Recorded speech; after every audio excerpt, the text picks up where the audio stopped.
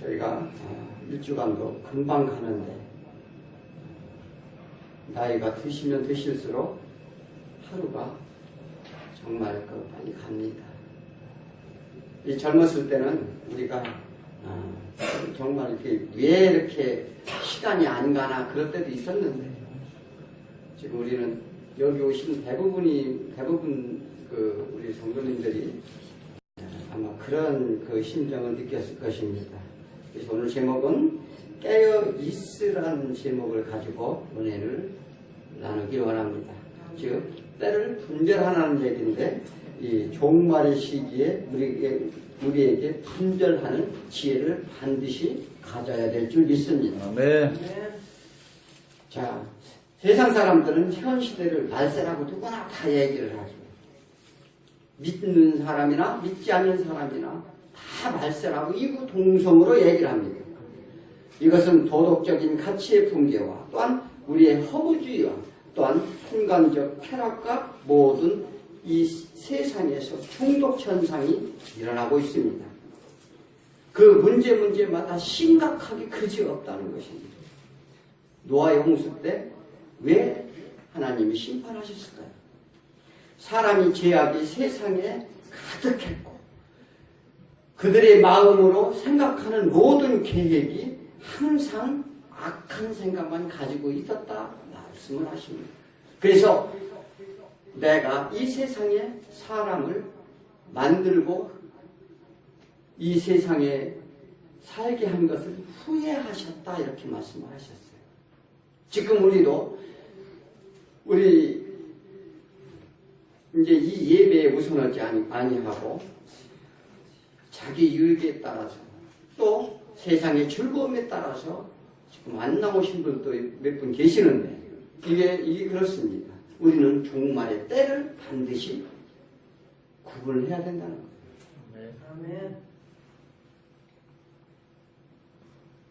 말세라고 말을 하지만 말세를 대비하는 사람은 많지 않다는 게 문제예요. 말만 말세다 하면 어떻게 하느냐고. 말세를 우리가 대비해야 될 줄 믿습니다. 이게 마가복음 13장은 말세의 징조에 대해 말씀이 기록되어 있습니다. 우주적 또한 세계적 개인적인 징조들이 기록되어 있습니다. 대처한 성도들이 자세들 또한 기록되어 있는 하나님의 말씀입니다.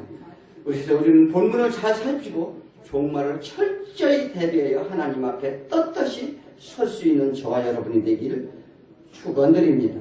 네. 또한 이 마가복음 13장은 소묵시록이라고도 합니다. 이 삼복음서에 다 나와 있는데요. 그래서 마태복음은 24장이고 누가복음은 21장에 기록되어 있습니다. 해가 어두워질 때, 빛을 내지 않을 때, 별들이 하늘에서 떨어질 때 우리가 영원하리라고 생각했던 그러한 이상현상이 일어납니다. 모든 피조물이 흔들린다 말합니다. 즉 우리의 인간의 심성 안에는 사랑이 식어진다는 거예요. 그게 말세의 징조라는 것입니다. 각기 자기 유익만 생각하고 개인주의고 이기주의고 나의 안락함과 그것을 위해서만 달려간다는 거예요. 이 하나님이 그 징조를 말씀을 하시는 것입니다. 인자가 구름 타고 권능과 영광으로 오는 것을 사람들이 보게 하신다고 말씀하셨습니다. 그때를 놓치지 않도록 잠에서 깨어있으라. 그것은 무슨 우리가 잠을 자는 것을 얘기하는 것이 아니라 영적에서 깨어있습니다. 영이 깨어있으라는 것입니다. 기도하라는 것입니다. 말씀을 묵상하시라는 겁니다. 늘 성실한 신앙의 자세를 유지하시라는 것입니다. 네. 우리들이 때가 아니고 하나님의 때는 아무도 모른다 말씀하셨어요. 오실 때의 징후만 보이니 너희가 경각심을 가져라. 그런데 우리가 분별한 것은 징후의 관심보다는 때를 분별하라는 거예요. 우리는 어떤 징후에 관심이 많아요. 과연 종말의 때가 올까? 늘 그러지 말라는 거예요.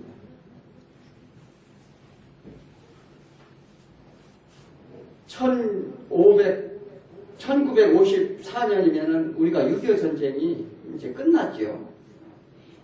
그때 미 8군이 그 유엔군이 죽은 그 묘지를 단장하게 되었습니다. 근데 묘지를 단장하게 되는데 그 묘지 단장에 입찰을 공고를 냈어요. 근데 공고를 낸 시점이 언제냐면 한겨울이었어요. 한겨울인데 그 묘지에 좀 푸른 색을, 그러니까 그 푸른 잔디를 깔고 싶었던 거예요. 그 이유는 아이젠하워 대통령이 비밀리 극비에 우리나라를 방문함으로 인해서 그들이 대통령이 푸른 그 무덤을 볼 수 있도록 하려고 했어요. 그래서 입찰을 공고를 했는데 아무도 한겨울에 잔디가 파란 잔디가 어디 있겠습니까?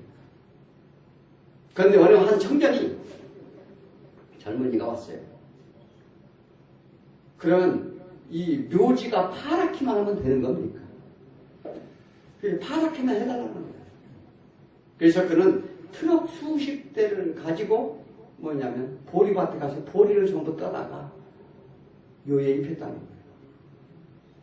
한겨울에는 보리밖에 파란 게 없습니다. 그게 누구냐? 정주영입니다. 그래서 미 8군의 공사 수주를 정주영이 다 맡았다는 거예요. 우리가 이 때라고 하는 것은 오늘 이 무화과 나무에 비유하는 것은 때를 얘기하는 것입니다. 이 하나님이 모든 섭리를 주시고 창조를 하시면서 우리한테 모든 섭리를 다 가르쳐요. 자연의 섭리는 하나님의 말씀이라고 보시면 됩니다. 그런데 우리는 자연의 섭리 거역합니다. 우리는 그들을, 자연을 우리는 마구 파괴한다. 질서를 무시하고. 이것은 우리가 종말을 당연히 자초하는 것이라는 것입니다.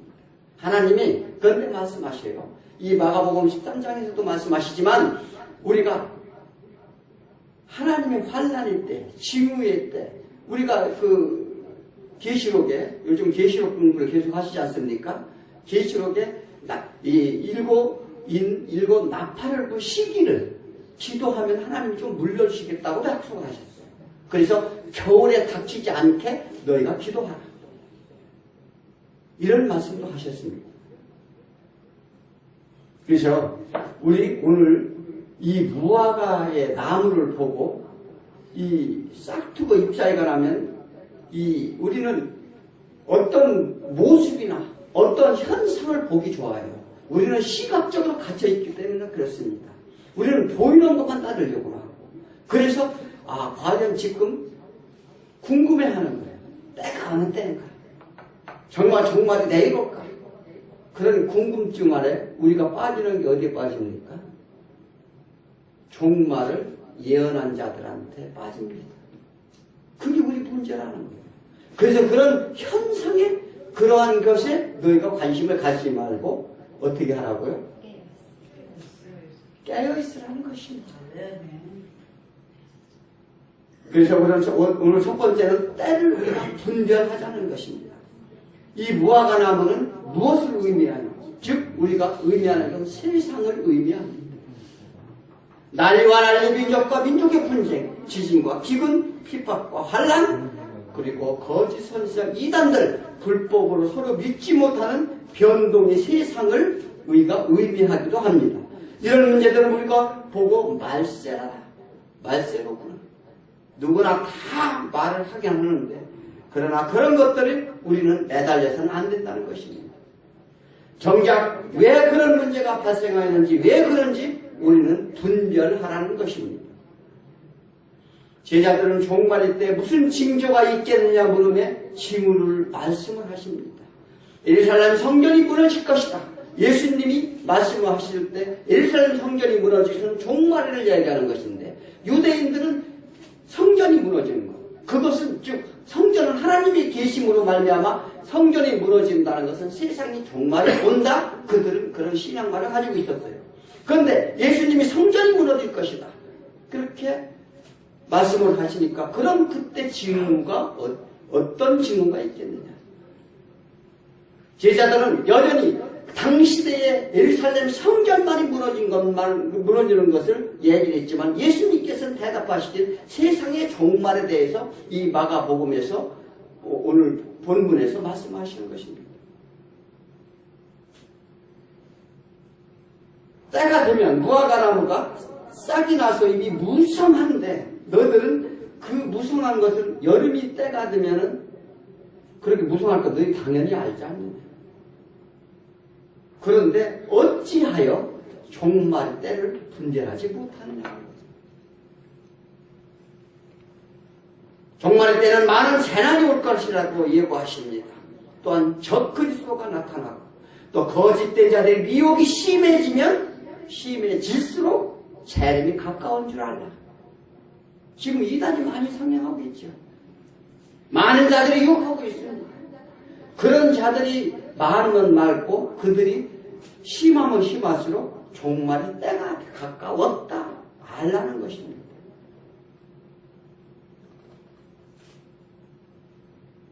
알기만 하지 말고 언제일지 우리가 관심만 갖지 말고 그런 관심이 있다면 때를 준비하고 있으라는 것입니다. 우리는 지금이 그때임을 믿으시기 바랍니다. 준비된 자는 근심 걱정이 없습니다. 시험 보는 학생들이 열심히 시험에 준비를 했다면 시험은 걱정이 안 됩니다. 그런데 마지막 날에 근심 걱정하는 사람 누가 하느냐? 준비 안 된 자들이 하는 거예요.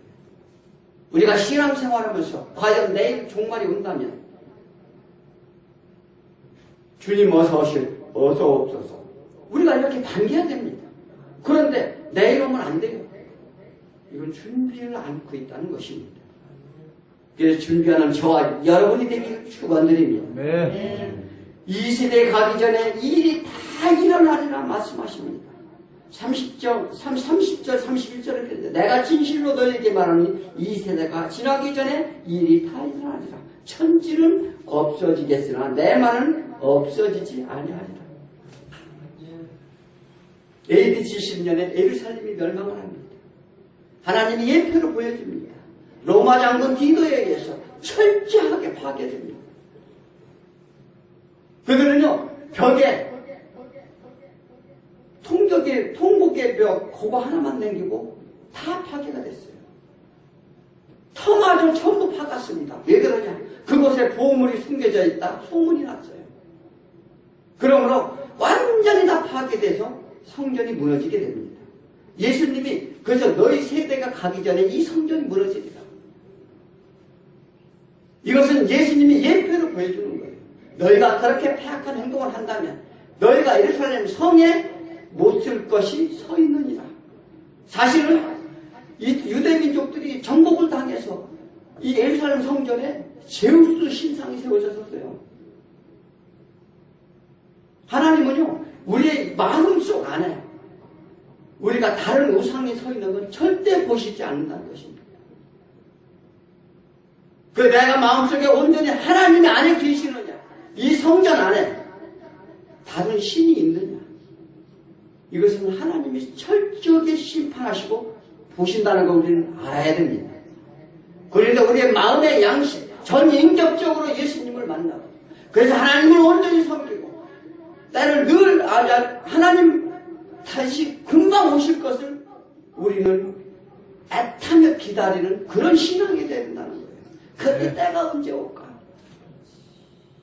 지금 당장 오면 큰일인데 이런 생각을 하시면 아니 되신다는 것입니다.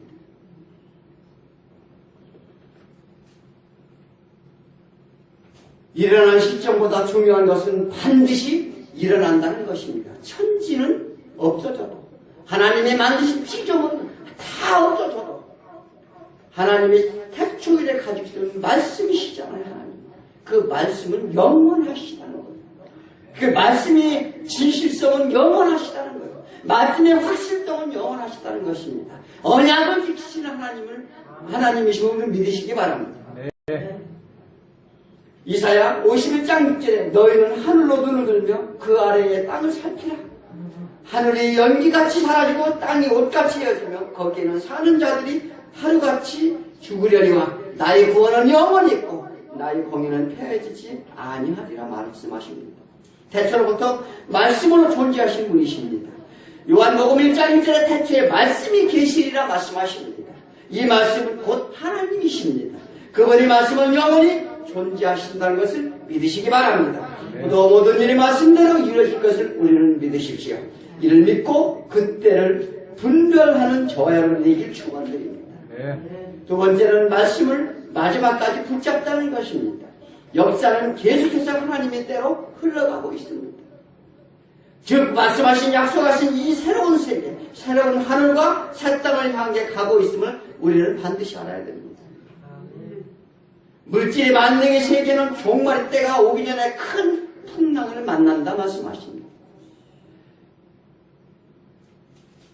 그들은 물질을 가지고 세상 속에 사는 믿지 못할 것입니다. 또한 이 세상은 영원하지 못하다는 것을 하나님이 말씀을 하십니다. 32절을 보시면 그러나 그날과 그때는 아무도 모르나니 하늘에 있는 천사들도 아들도 모르고 아버지만 아십니다. 그럼 그때는 언제 올까요? 이것은 아무도 모른다는 것입니다. 천사도 모르고 아들도 모르고. 오늘 예수님은 예수님 자신도 모른다는 것이에요. 그런데요, 지금도 거짓된 자들은 그때를 지정하여 현혹하기도 합니다. 이단들은 반드시 마지막 날, 종말의 날을 또 그리고 천국의 인도자로 자처하고 나섭니다. 우리가 말씀을 보면 하나님께서도 예수님께서도 모르는 일을 천지 인간 누가 알겠느냐. 그런데 그런 사실에 넘어가는 사람이 너무나도 많다는 것입니다. 이에 예수님은 하나님인데 모르신다고 말씀하실까요? 그것은 맡은 사명과 직무가 다르기 때문에 그렇습니다. 이걸 우리는 반드시 알아야 돼요. 그래서 우리는 이 삼위일체 하나님을 아셔야 됩니다. 그래서 누구든지 맡은 사명을 마지막까지 우리가 최선을 다하라는 하나님의 이 말씀이기도 합니다. 하나님의 성부는 하나님, 위에 계신 하나님, 성부 하나님은 우리가 예정하십니다. 태초부터 다 예정하시고 이 섭리 가운데 우리를 이 창조하시고 만드신 분이십니다. 우리 예수님은 누구신가요? 구속의 임무를 담당하셨습니다. 우리의 죄를, 우리의 모든 것을 계속하기 위해서 이 땅에 그 임무를 맡고 오셨다는 거예요. 성령님은 누구십니까? 우리를 그러한 보존하기 위해서. 예수님이 다시 오실 때까지 보존하기 위해서 우리를 지켜주시고 보호해주시기 위해서 오셨다는 것입니다. 그래서 보혜사 성령을 보내리라. 그래서 너희는 성령님과 동행하라. 그때까지 내가 올 때까지 같이 있어라. 예수님의 크신 은혜인 줄 믿습니다. 이를 합쳐서 삼위일체 하나님이라고 합니다. 각자 직무는 다르지만 한 분이시라는 거예요. 이 종말은 두 번, 세 번 오지 않습니다. 시험적으로 한 번 하고 두 번 하고 이러지 않는다는 거예요. 딱 한 번이면 끝난다는 것입니다. 이때의 실수는 구원의 길이 없어요. 우리가 하나님이 용납하지 않는다는 것입니다. 그때가 이르면 지혜가 없다 말씀하십니다. 그러므로 종말의 징조를 깨닫고 말씀은 끝까지 붙잡는 자가 되어야 한다는 것입니다. 네. 언제 오실지 모를 재림을 위해 우리는 졸지 말고 기도하라. 거짓된 미혹에서, 사단의 미혹에서, 거짓 소문에서 벗어나라. 그런데 기울이지 말라. 말씀을 붙잡고 기도하는 저와 여러분이 되길 축원드립니다. 세 번째는 우리가 깨어있으라 말씀하십니다. 예수님은 제자들에게 늘 경고를 하지요. 그들은 주님과를 동행하였지만 늘 미혹에 흔들렸어요. 예수님을 떠나기도 했고 또 배반도 하기도 하고 온전히 따르지 못했습니다. 사실은요, 이스라엘 민족이 광야에서 그들이 많은 이적과 표적과 하나님의 늘 동행함을 보고도 하나님을 온전히 믿지 못하고 동행하지 못했던 이유가 그들은 하나님의 말씀에 우매함으로 붙잡지 못했기 때문에 그렇습니다. 우리가요, 보고 하나님의 기적을 보고 각기 체험적인 신앙도 있을 것입니다. 하나님은 만난 시점이 다 다를 거예요. 또 하나님의 방법대로 우리를 만나주십니다. 때로는 어떤 재난에 의해서, 때로는 어떤 내 육신의 병증에 의해서, 때로는 내가 하나님의 기도 가운데 하나님을 진실하게 만나시는 분도 있고 여러 가지 방법이 다릅니다.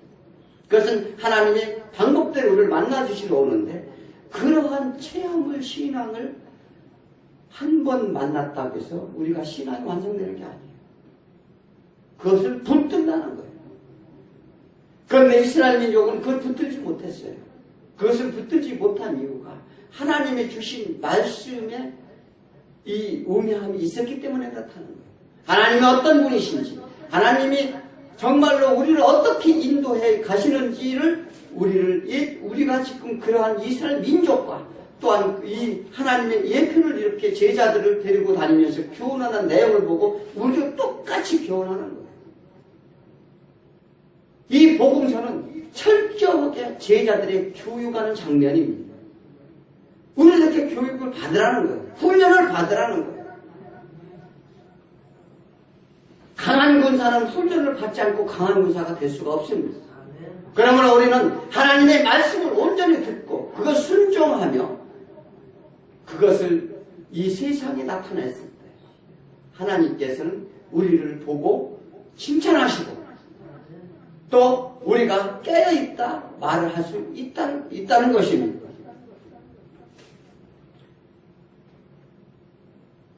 이 제자들의 모든 이적과 기적과 또 말씀의 교훈이 없어서 그럴까요? 여러 가지 비유를 두시면서 교훈하기도 했습니다. 겟세마네 동산에서 3번씩이나 설고 있었어요.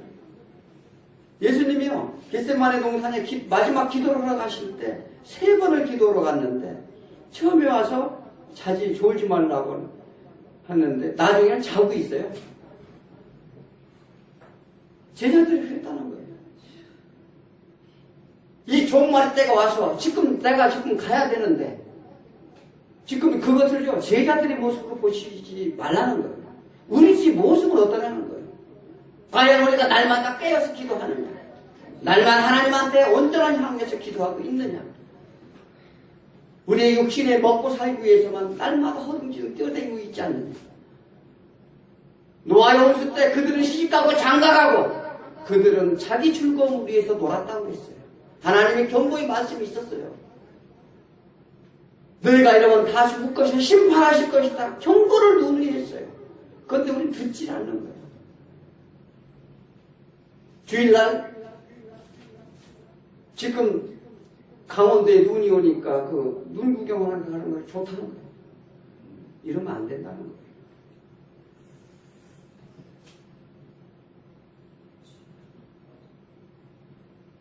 또한 십자가를 그들은 두려워했습니다. 왜 그러나요? 십자가에 돌아가실 때 다 도망갔어요. 우리는 과연 그러한 십자가를 예수님이 이 시간에 지신다고 하면 우리는 동행하겠느냐? 내 스스로한테 물어보라는 거예요. 우리는요, 죽으면 죽이리라. 예수님이 제자들 이 과정을 보십시오. 병자를 고치고 이렇게 해서 그들이 친척과 아비집과 고향과 본토를 떠납니다. 그러나 끝까지 이제 너희가 뭔가 마음과 목숨을까지 그 요구를 하는데 그걸 못 넣는 거예요. 제자들이. 그게 나중에 그들이 깨닫지요. 그들이 예수님이 돌아가시고 그런 모든 증거와 표적의 완성은 내가 죽은 후에 이루리라는 예수님의 말씀이 있었어요. 우리는 이렇게 이미 다 이루어진 일들에 대해서 우리가 믿지 못한다면 우리는 방법이 없습니다. 그래서 기도하시라는 거예요. 말씀을 붙잡고 기도해라. 그러면 말씀이 나를 그것을 믿게 해준다는 거예요. 내 생각과 내 이성적으로 믿으려고는 절대 안 됩니다. 우리의 믿음도 하나님의 은혜 주시 않고는 절대 성장할 수가 없어요. 하나님이 지극하신 사랑도 마찬가지입니다. 내 마음, 내 목숨을 다할 때 하나님을 사랑할 수 있지, 그렇지 않고 그냥 따른다고 해서 이렇게 사랑할 수 있는 게 아니에요. 하늘나라를 우리가 쉽게 갈 수 있다 여기면 안 됩니다. 그 길은 좁고도 협착하다. 가시밭길이라는 것입니다. 그런데요, 하나님은요, 우리를 고난 속에 집어넣으려고 하는 게 아니에요. 그 길을 걷는 자에게 환한 길이 보이게 하겠다는 거예요. 우리는 일정 기간만 그를 끝까지 인내하는 자에 하나님에게 그런 신령한 복과, 또한 이 땅에서도 마찬가지예요. 이 땅에서 기름진 복과 하늘의 신령한 복을 다 주시겠다 약속을 하셨는데 우리가 그런 과정을 걷지 못하는 것입니다. 준비를 못하는 거예요. 내 주머니에 나가는 건 싫어하고 들어오는 것만 좋아하고 어느덧 살다가 보면 육신의 일만 쫓아가. 우리가 세상 가운데 하나님이 이 땅에서 정말 피땀 흘려서 일해가지고 하나님의 영광을 나타내라고 하나님이 말씀하셨어요. 그러나 그것은 모두가 주 뜻 안에, 주 뜻 안에 있으라는 것은 이 성경에서 전반적으로 다 기록을 해주는데 가나안을 왜 자꾸 얘기를 하느냐. 가나안 땅이라는 건 하나님이 주신 땅이에요. 하나님이 주신 땅이라는 건 그래서 철저하게 그들에서 내 것이 아니라는 거예요. 그래서 분깃을 전부 나눠줍니다. 분배해요. 이 제일 뽑기 해서. 그리고 그들의 개념은 뭐냐면 철저하게 내 것이 아니라 하나님 것을 내가 맡았다. 우리는 전부 내가 가지고 있으면 돈도 재산도 전부 내 거라는 거예요. 내 거가 어디 있습니까? 우리가 죽게 되면 하나도 가지고 가지 못해요. 그리고 원리적으로 하나님의 그 평등 원리는 뭐냐면 내 재산을 이 창고에다 쌓아두지 말라는 거. 이 세상 가운데 순환시키라고 말씀을 하십니다. 그래서 이 하나님의 이 구약의 말씀을 보면 철저하게 그런 모습들이 나와요. 우리가 그래서 말씀을 제대로 읽는 것은 그런 말씀을 우리가 온전히 읽고 깨달아야 돼요. 우리가 내 생각, 우리가 이 샤머니즘적인 어떤 미신적인 신앙을 가지고 하나님을 믿으면 다 형통케 해주라는 그런 생각을 가지고는 절대 안 됩니다. 하나님은 공의로우신 분이에요. 공의로운 분이 무엇입니까? 정확하시다는 거예요. 네가 행한 대로 갚으리라. 하나님이 말씀을 하십니다. 난 한 것은 하나도 없이 예상으로 먼저 해주십시오 이렇게 하지 말라는 거예요. 내가 했을 때, 내가 움직였을 때 하나님께서는 해주신다는 거예요. 그것을 왜 우리 기독교가 참으로 하나님이 얼마나 은혜로우신 분이냐. 다른 종교는요, 뭐 달라 막 적극적으로 얘기합니다. 뭐 이것도 자꾸 자식도 잘 되게 해주고 돈도 어떻게 벌게 해주고 적극적으로 얘기를 해요. 그런데 하나님은요, 그것을 말씀하시는 게 아니라 내가 하나님한테 그냥 이쁘게 보이기만 하면 하나님이 그냥 주시겠다는 거야. 이 방법이 달라요. 우리는 예전부터 유교가 성행을 해서 늘 선함당에서 비교할 버릇이 있어요. 아들도 잘 되게 해주고 무엇도 잘 되게 해주고. 그런데요, 우리 그런 신앙에서 벗어나는 거예요. 내가 온전히 하나님한테 엎드리고 기도하고 말씀 가운데 하나님 뜻을 깨달으려 하고 그 뜻 가운데 나아갈 때 하나님께서는 그 길을 열어주시고 우리를 지혜를 주시고 우리를 총명하게 되시고 이 세상 사는데 인생의 모든 진리의 길로 인도해 주실 줄 믿습니다. 그래서 종말과 나는 아무 상관이 없다면 그것은 곧 죽음일 뿐입니다.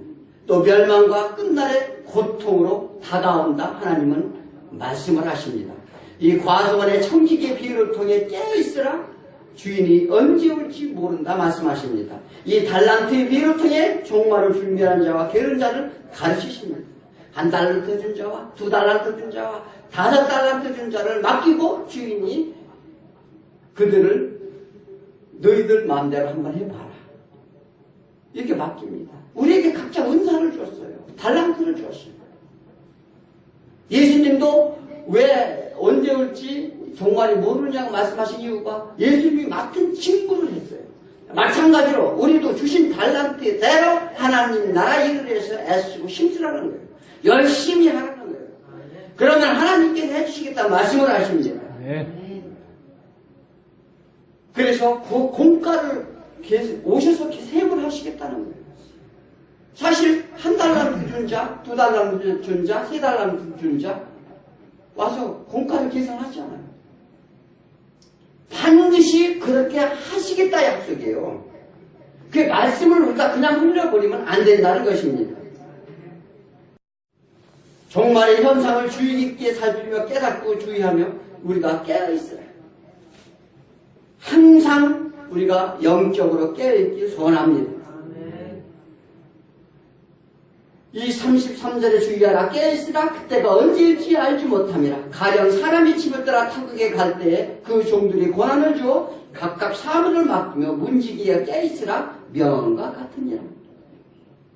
이것은 예수님의 승천과 재림의 비유를 합니다. 각자의 은사의 달란트대로 또 이런 하나님이 주신 그것은 우리가 달란트가 뭔지 아십니까? 은사가 하나님이 은혜를 주는데 위임을 한 거예요. 우리가 그대로 하나님 거기에 하나님이 권세를 주시겠다는 거예요. 주 안에서 행하면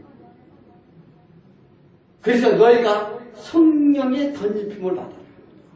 주의 권세의 힘의 능력을 받으라 하는 얘기가 주를 준다 하는데 너희가 받아가라 그러는데 우리는 하나도 못 받아가요. 우리가 그런 권세와 능력을 받는 저와 여러분에게 축원드립니다. 예수님이 구원 사역을 마치고 하늘로 부활할 것에 비유하십니다. 하늘을 가시면서 각각 우리에게 임무를 맡겼다는 것입니다. 각자의 은사와 달란트를 주셨다는 것입니다. 그 고난을 위임했다는 것입니다. 그 임무를 주신 것에 우리는 최선을 다하는 문지기가 되라는 거예요. 청지기가 되라는 것입니다. 오셔서 셈을 하시겠다 약속을 하십니다.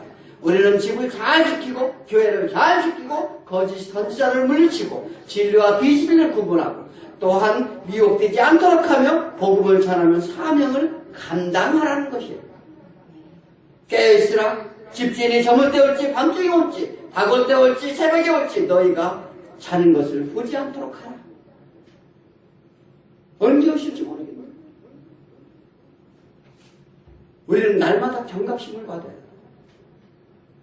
종말 때는 기다리는 사람만이 분별할 수 있다 말씀하십니다. 오늘 지중하지만 영원하지 않는 오늘임을 우리는 아셔야 합니다. 우리에게 맡긴 사명이 크고 중요한다는 것을 우리는 반드시 기억해야 됩니다. 그러므로 그가 호련히 와서 너희가 사는 것을 보지 않도록 하라. 깨어있으라. 내가 너희에게 하는 이 말은 모든 사람에게 하는 말이니라 하십니다. 이것은 필연적이니 준비하라는 거예요. 전에 욥기서에도 말씀드렸습니다.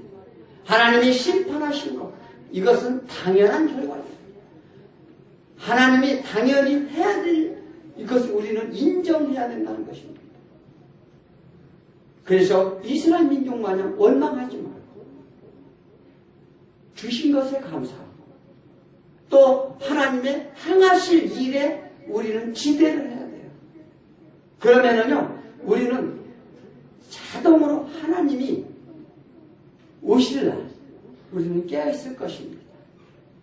여러 군데서 비유를 하죠. 열천의 비유에서도 깨어있으라 비유를 하십니다. 그래서 오늘 이 무화과나무를 그 교훈을 통해서 때가 되면 나무가 자라고 싹이 나고 꽃이 피고 이 사구라꽃은 봄에 피고 국화꽃은 가을에 피고 우리가 다 알지 않느냐는 거예요. 근데 그것을 무의미하게 지나지 말라는 거예요. 모든 것은 하나님이 주신 섭리 가운데 일어나는 걸 알라는 거예요. 예, 반드시 마지막 날은 올 것이다. 그러니 준비하는 자가 되라. 깨어있으라. 우리가 이 모두가 종말에 대한 이런 확신을 가지고 눈에 보이는 이 세상에 얽매이지 말고 그리스도의 재림과 영광의 날까지 깨어있는 모두가 되길 축원드립니다. 네. 기도하겠습니다.